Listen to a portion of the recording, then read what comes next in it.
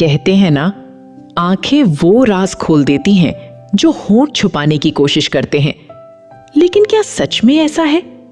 कभी आपने महसूस किया है, कोई इंसान आपको देखकर मुस्कुराता है, आपकी छोटी छोटी बातें याद रखता है, बिना किसी खास वजह के आपसे बात करने लगता है, और आपके मन में एक सवाल उठता है, कहीं ये मुझे पसंद तो नहीं करता? फिर अगले ही दिन वही इंसान आपसे ऐसे बात करता है जैसे आप दोनों के बीच कुछ है ही नहीं। और बस यहीं से शुरू होती है हमारे दिमाग की कहानी। एक छोटी सी बात को लेकर हम घंटों सोचते हैं, उसने ऐसा क्यों कहा, उसने मुझे देखा क्यों, आज मैसेज क्यों नहीं किया, क्या उसके मन में भी वही है जो मेरे मन में है? अगर आपने भी कभी किसी की बिहेवियर को लेकर इतना सोचा है तो आज की कहानी शायद आपको अपनी लगी। स्वागत है आपका किताब की कहानी विद्या की जुबानी में, जहां किताबों के पन्नों से निकलती हैं हमारी जिंदगी की वो बातें जिन्हें हम महसूस तो करते हैं लेकिन समझ नहीं पाते। तो चलिए आज किसी के दिल को पढ़ने की कोशिश नहीं करते, बल्कि उसकी व्यवहार को पढ़ना सीखते हैं। कहानी शुरू करने से पहले अगर आपको साइकोलॉजी, रिश्तों और इंसानी व्यवहार की ऐसी कहानियां पसंद हैं जो सिर्फ सुनाई नहीं देती बल्कि आपको अपने आसपास के लोगों को समझने में मदद करती हैं, तो किताब की कहानी विद्या की जुबानी को अभी सब्सक्राइब कर लीजिए। अब शुरू करते हैं आज की कहानी। कोई आपको पसंद करता है या नहीं, कैसे समझें? कहानी शुरू होती है। रात के करीब 10:30 बजे थी।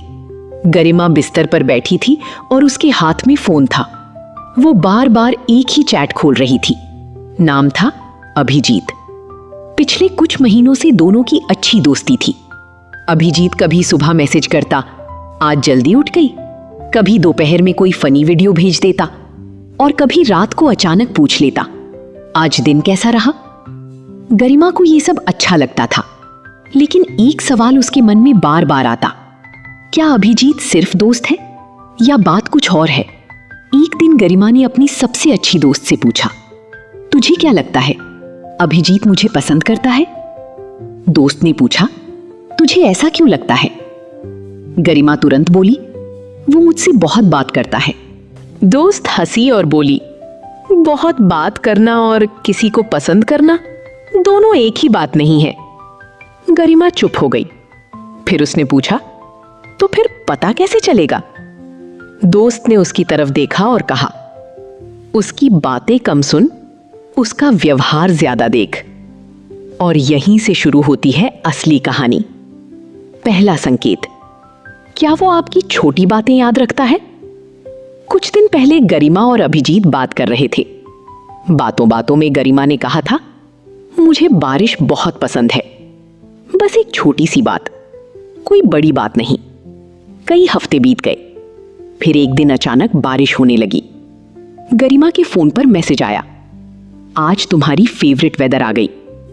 गरिमा कुछ पल तक उस मैसेज को देखती रही। उसे याद आया, मैंने तो ये बात कई हफ्ते पहले कही थी। ध्यान दीजिए, इसका मतलब ये जरूरी नहीं है कि अभिजीत उसे रोमांटिक तरीके से पसंद करता है, लेकिन एक बात जरूर थी, उसने उसकी बात ध्यान से सुनी थी। हम रोज कितने लोगों से बात करते हैं, कितनी बातें सुनते हैं, लेकिन सब बातें याद नहीं रहती। कुछ बातें दिमाग में टिक जाती हैं क्योंकि किसी ना किसी वजह से हमारे लिए वो व्यक्ति इंपॉर्टेंट होता है। इसलिए अगर कोई आपकी छोटी पसंद, आपकी कही हुई बात या आपकी कोई खास आदत याद रखता है तो उसे एक संकेत की तरह देख सकते हैं।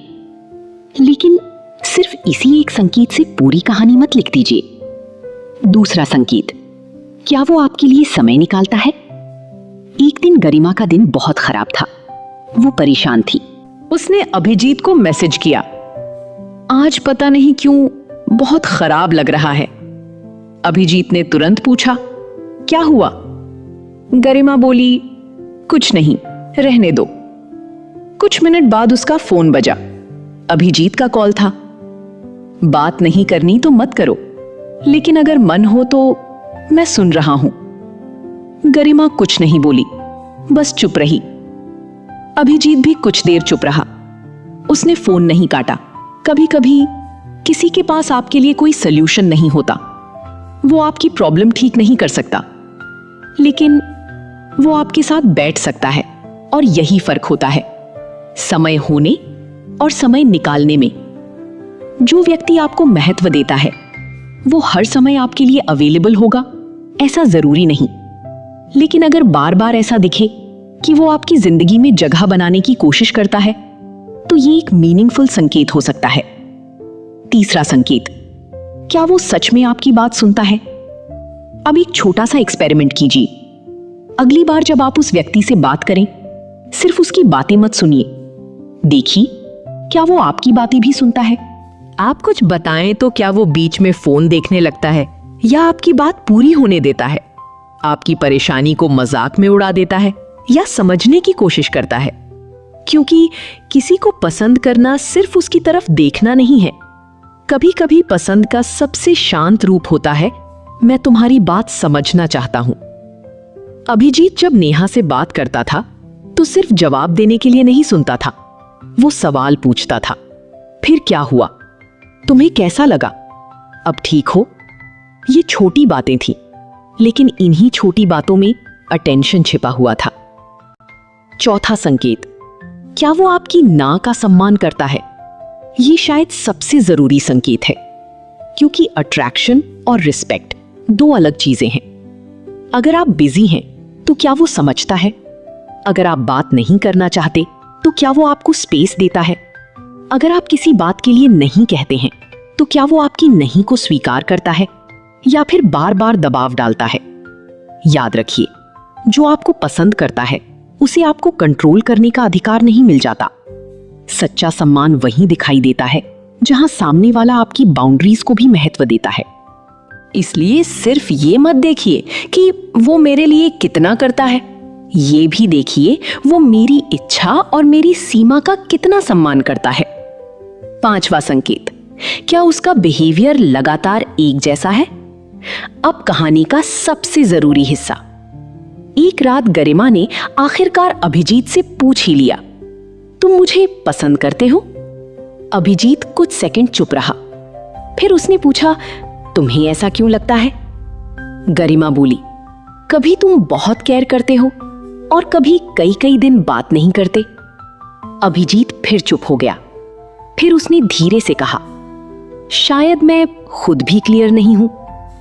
उस रात गरिमा को एक बात समझ आई, किसी के एक दो अच्छे मोमेंट्स देखकर एक दिन कोई बहुत केयरिंग हो सकता है, एक दिन कोई बहुत रोमांटिक हो सकता है, लेकिन असली तस्वीर देखने के लिए समय के साथ उसका बिहेवियर देखना पड़ता है। क्या वो कंसिस्टेंट है? क्या उसका रिस्पेक्ट बना रहता है? क्या उसका व्यवहार सिर्फ मूड के हिसाब से बदलता है? क्योंकि एक अच्छा दिन पर्सनैलिटी नहीं बताता, एक पैटर्न बहुत कुछ बताता है। लेकिन यहां एक बहुत जरूरी बात है, इन संकेतों का मतलब ये नहीं है कि अगर कोई आपकी छोटी बात याद रखता है तो वो आपको जरूर पसंद करता है। नहीं, हो सकता है वो एक अच्छा दोस्त हो सकता है वो नेचुरली केयरिंग हो सकता है वो बस आपकी बहुत रिस्पेक्ट करता हो। इसलिए एक संकेत देखकर फैसला मत कीजिए, पूरा पैटर्न देखिए और सबसे जरूरी, सीधे संवाद को कभी मत भूलिए, क्योंकि कभी कभी हमारा दिमाग एक छोटी सी बात से पूरी फिल्म बना देता है। उसने हाय लिखा, हमने सोचा शायद उसे मैं पसंद हूँ। उसने रिप्लाई देर से किया, हमने सोचा शायद अब उसे मैं पसंद नहीं हूँ। उसने हमारी स्टोरी देखी, हमने कहानी बना ली। उसने स्टोरी नहीं देखी, हमने दूसरी कहानी बना ली। और इस तरह सामने वाला अपनी जिंदगी जी रहा होता है और हम उसके बिहेवियर की इंटरप्रिटेशन में अपनी रातें गुजार रहे होते हैं। इसलिए थोड़ा रुकिए, देखिए, समझिए और जरूरत हो तो पूछिए। कुछ हफ्तों बाद गरिमा और अभिजीत फिर मिले। अभिजीत ने मुस्कुराकर पूछा, अब भी सोचती हो कि मैं तुम्हें पसंद करता हूँ?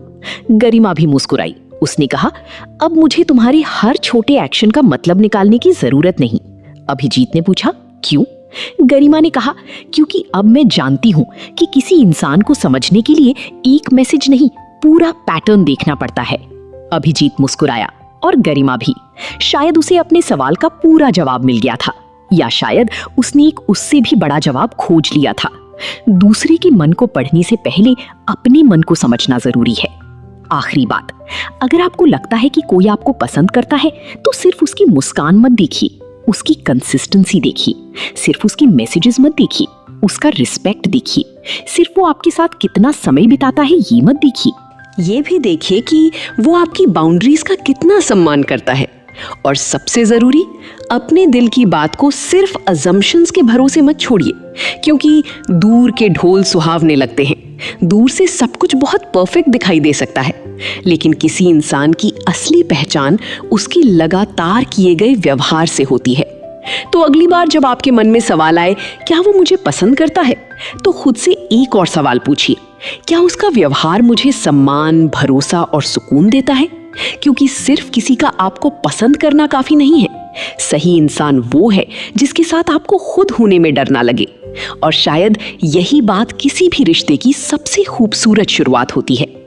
अगर आपको आज की कहानी में इंसानी व्यवहार की ये छोटी छोटी बातें दिलचस्प लगी, तो साइकोलॉजी ऑफ ह्यूमन बिहेवियर को जरूर सुनिए, क्योंकि इंसानों को समझना सिर्फ ये जानना नहीं है कि कोई क्या कह रहा है, बल्कि ये समझना भी है कि वो ऐसा क्यों कह रहा है, क्या महसूस कर रहा है और उसके व्यवहार के पीछे क्या छिपा है। अगर आप लोगों के बिहेवियर, बॉडी लैंग्वेज, इमोशंस और साइकोलॉजी को आसान कहानियों के जरिए समझना चाहते हैं, तो किताब की कहानी विद्या की जुबानी को सब्सक्राइब जरूर करें। मिलते हैं अगली कहानी में।